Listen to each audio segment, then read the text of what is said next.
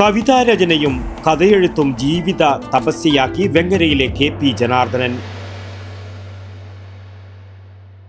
കൃത്യമായി തിരിച്ചടക്കുന്നവർക്ക് ഇളവ് നൽകുന്ന ഒരേ ഒരു സ്ഥാപനം. ശരിക്കും പിന്നെ പയ്യന്നൂർ കാർഷിക വികസന ബാങ്ക്, ജനഹിതമറിയുന്ന ബാങ്ക്.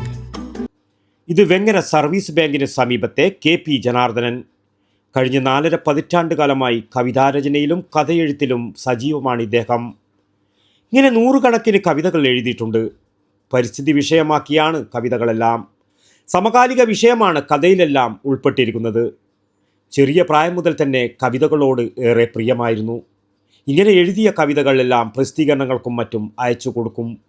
വന്ദനം സൗന്ദര്യപ്രഭാതമേനി പശ്യം ശാന്തം സുന്ദരം, നിനക്കാരു തന്നു ഈ മനോഹാരിത, ഇളം തന്നലോ ഹിമഗണങ്ങളോ. പച്ചിലച്ചാർത്തുകൾക്കുള്ളിലായി വിരിയുന്ന പൂക്കൾ നിൻമുഖത്തിങ്കളായി, കാറ്റിലാടും നന്ദിക്കുതാമര കൂമ്പുന്നിതാ നിത്യവും. മാടായി സർവീസ് സഹകരണ ബാങ്കിൽ അപ്രൈസറായി ജോലി ചെയ്യുന്ന ജനാർദ്ദനൻ കവിതയെഴുത്തിനായി യാത്രകൾ നടത്തും. പ്രകൃതിയെ ആസ്വദിച്ചുകൊണ്ടും ഇങ്ങനെ നിരവധി കവിതകൾ തൻ്റെ തൂലികയിൽ ഒരുങ്ങിയിട്ടുണ്ട്. മയക്കുമരുന്നെന്ന മഹാവിപത്തിനെതിരെ നീരാളി എന്ന ഷോർട്ട് ഫിലിം എഴുതി സംവിധാനം നിർവഹിച്ചിരുന്നു. ഭക്തിഗാന രചനയിലും ജനാർദ്ദനൻ ശോഭിച്ചിരുന്നു. മാടായിക്കാവ്, പയ്യന്നൂർ ശ്രീ സുബ്രഹ്മണ്യസ്വാമി ക്ഷേത്രം, പറശ്ശിനിക്കടവ് ശ്രീ മുത്തപ്പൻ ക്ഷേത്രം, ശ്രീ വടുകുന്ന ശിവക്ഷേത്രം, തിരുനെല്ലി തുടങ്ങിയ ദേവസ്ഥാനങ്ങളെക്കുറിച്ച് നിരവധി ഭക്തിഗാനങ്ങൾ എഴുതിയിരുന്നു. ഇതിലൂടെ ഗായകനും സംഗീത സംവിധായകനുമായ ഡോക്ടർ കാഞ്ഞങ്ങാട് രാമചന്ദ്രനെ പരിചയപ്പെടാൻ ഇടയായി. അദ്ദേഹവും ജനാർദ്ദനൻ്റെ പാട്ട് പാടിയിരുന്നു. ഇതിനിടയിൽ നിരവധി അവാർഡുകളും പുരസ്കാരങ്ങളും നേടിയിരുന്നു. മൊമെൻറ്റുകളും ഉപഹാരങ്ങളും കൊണ്ട് ജനാർദ്ദൻ്റെ വീട്ടിലെ അലമാര നിറഞ്ഞിരിക്കുകയാണ്. പ്രകൃതിയെ വിഷയമാക്കി അച്ഛൻ എഴുതുന്ന കവിതകളെല്ലാം ഏറെ ഇഷ്ടമാണെന്ന് മകൻ സുനോജ് പറയുന്നു. ആദ്യമൊന്നും അച്ഛൻ എഴുതുന്ന കവിത അത്ര ആക്സെപ്റ്റ് ആയിട്ടില്ല എനിക്ക്. പിന്നെ വായിച്ചുകൊണ്ടിരിക്കുമ്പോഴാണ് ഒരുപാട് അർത്ഥതലങ്ങളുള്ള മനസ്സിലാവുന്നത്. പിന്നെ ഫുൾ സപ്പോർട്ടായിരുന്നു. എന്നെ എഴുതണം മക്കളെ എഴുതി കഴിഞ്ഞിട്ട് ഒരു ബുക്കാക്കണം, അങ്ങനെ ഒരു ഐഡിയ ഒക്കെ കൊടുത്തിട്ടുണ്ടായിരുന്നു.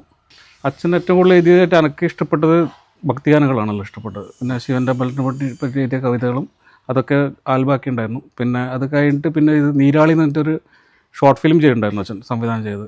പിന്നെ കുറച്ച് സിനിമയിൽ ഇതിൽ ഷോർട്ട് ഫിലിമിലൊക്കെ അഭിനയിച്ചിട്ടുണ്ടായിരുന്നു. അതൊക്കെ എനിക്ക് ഭയങ്കരമായിട്ട് ഇൻസ്പിറേഷനാണ്. ഇപ്പോൾ 100ഓളം കവിതകൾ കയ്യിലുണ്ട്. അതും പിന്നെ ചെറുകഥകളെല്ലാം കൂട്ടിയിട്ട് ഒരു ബുക്കാക്കാനുള്ള ഒരു പ്ലാനുണ്ട്. അത് പെട്ടെന്ന് നടക്കാൻ പറ്റുമെന്ന് തോന്നുന്നു. നീലേശ്വരം EMS സാംസ്കാരിക കേന്ദ്രത്തിൻ്റെ സാഹിത്യ പുരസ്കാരങ്ങളും കവിതാരചനയിൽ അടുത്തിടെ കാഞ്ഞങ്ങാട് തുളുനാട് മാസികയുടെ അവാർഡും നേടി. കവിമണ്ഡലത്തിൻ്റെ സഹയാത്രികനാണ് ഇദ്ദേഹം. ഇതിലൂടെ കേശവതീരം വ്യതിരമന വിഷ്ണു നമ്പൂതിരിയുടെ പ്രചോദനവും ഇദ്ദേഹത്തിന് ഏറെ ലഭിച്ചതായി നന്ദിയോടെ ഓർക്കുന്നു. കവിതകളും കഥയുമെല്ലാം ചേർത്ത് വെച്ച് പുസ്തകമാക്കി തീർക്കാനാണ് ജനാർദ്ദൻ്റെയും കുടുംബത്തിൻ്റെയും തീരുമാനം.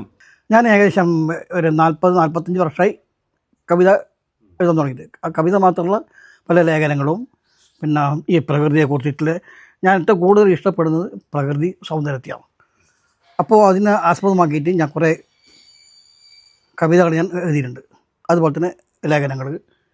പിന്നെ അത് കഴിഞ്ഞാൽ ഞാൻ ഏറ്റവും കൂടുതൽ ഈ എഴുതിയത് പിന്നെ പല ക്ഷേത്രങ്ങളെ കുറിച്ചിട്ട് ഭക്തിഗാനങ്ങളാണ്. അത് CD ഒക്കെ ആയിട്ട് ഇറങ്ങിയിട്ടുണ്ട്. പിന്നെ എഴുതിയത് ഇപ്പോൾ അടുത്ത് എഴുതിയത് പിന്നെ നമ്മളെ കൊണ്ടായിട്ടുമ്പിലെ പൊട്ടൻദ്വീപില്ലേ, ആ പൊട്ടൻദ്വീപിനെ കുറിച്ചൊരു പാട്ട് ഞാൻ എഴുതിയിട്ടുണ്ട്. അതിപ്പോൾ അവർ അടുത്ത് ഉത്സവം വരുന്നില്ല, അപ്പോൾ അവർ അടുത്ത് ഇറക്കണമെന്നുള്ള ഒരു പരിപാടി ഇങ്ങനെ നിന്നിട്ടുണ്ട്. അത് പിന്നെ ഇറക്കി കഴിഞ്ഞാൽ ഒരു ഭാഗ്യം. അപ്പോൾ ഞാൻ വർഷത്തിൽ ഞാൻ എൻ്റെ ഭാര്യനെ കുട്ടി ഒരു ടൂർ പോക്കുണ്ട് അടുത്തേക്ക്. അപ്പോൾ ഇതിലെല്ലാം ഒപ്പീനിയും കൊടുക്കും. ആദിവാസി സമൂഹം, അവരെ വീടുകൾ, ഇതെല്ലാം എൻ്റെ കാര്യമായിട്ടില്ലേ. പിന്നെ മലകൾ, അങ്ങനെ അത് സംബന്ധിച്ചാണ് പ്രകൃതി സംബന്ധിച്ചാണ് ഞാൻ കൂടുതൽ കവിതകൾ രചിച്ചിട്ടുള്ളത്. ഏകദേശം ഒരു 20-25 കവിതയോളം കാണാതെ പോയിട്ടും എല്ലാം അങ്ങനെ വേസ്റ്റായിട്ടുള്ള പോയിട്ടുണ്ട്. എൻ്റെ കയ്യിൽ ഇപ്പോൾ നിലവിൽ ഇതെല്ലാം കൂട്ടിയിട്ട് ഒരു ബുക്ക് ഇങ്ങനെ ആക്കണമെന്നില്ല, കുറച്ചും കൂടി എഴുതിയിട്ട് ഒരു ബുക്ക് ആക്കണമെന്നില്ല ഒരു ആഗ്രഹം മനസ്സിലുണ്ട്. കഥ എഴുതിയിട്ടുണ്ട്, ചെറുകഥകൾ കുറച്ച് എഴുതിയിട്ടുണ്ട്. പക്ഷേ അത് ഒരു 6-7 കവിത ഉണ്ടാവും, അല്ല ഇത് ചെറുകഥകളുണ്ടാവും. പിന്നെ ജന്മചിത്ര പിന്നെ എതിരായിട്ടുള്ളതെന്ന് പറഞ്ഞാൽ പിന്നെ കർഷകർ പിന്നെ സമരം നടത്തുന്നത്, അവർ ഈ താൽക്കാലികമായിട്ട് ഈ പണി മുടക്കുന്ന അങ്ങനെയുള്ള ഒരു കഥയാത്. പിന്നെ അടുത്ത കഥ പിന്നെ അടുത്ത കഥ എന്ന് പറഞ്ഞാൽ ഈ കോളേജ് ഉള്ളവരായിട്ടുള്ള ഒരു മാഷും ടീച്ചറായിട്ടുള്ള ഒരു ലവ് സെക്ഷനാണ് കഥയാണ്. തളിപ്പറമ്പ് സ്വദേശിനിയായ സുരുചിയാണ് ഭാര്യ. മൂത്ത മകൻ സുനോജ് അമേരിക്കൻ കമ്പനിയുടെ സേവകനായി ഹോം അറ്റ് വർക്കിലാണ്.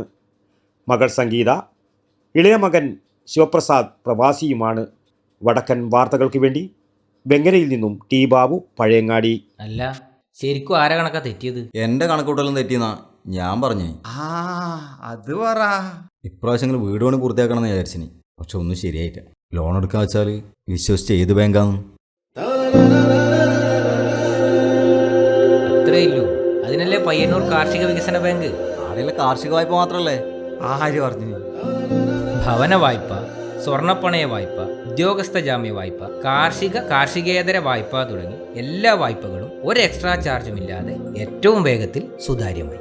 അത് മാത്ര കൃത്യമായി തിരിച്ചടക്കുന്നവർക്ക് ഇളവ് നൽകുന്ന ഒരേ ഒരു സ്ഥാപനം. ശരിക്കും? പിന്നെ അല്ല. ഇപ്പം കണക്ക് ശരിയായ ഏത് കുറുമ്പടിയിലെ? പയ്യന്നൂർ കാർഷിക വികസന ബാങ്ക്, ജനഹിതമറിയുന്ന ബാങ്ക്.